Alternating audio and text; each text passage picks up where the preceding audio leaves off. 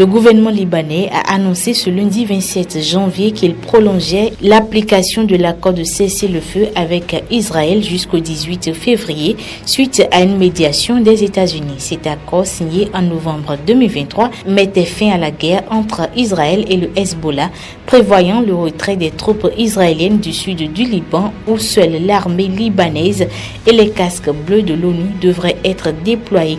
Cependant, Israël n'ayant pas respecté la date limite du 26 janvier pour ce retrait, il a été décidé de prolonger l'accord.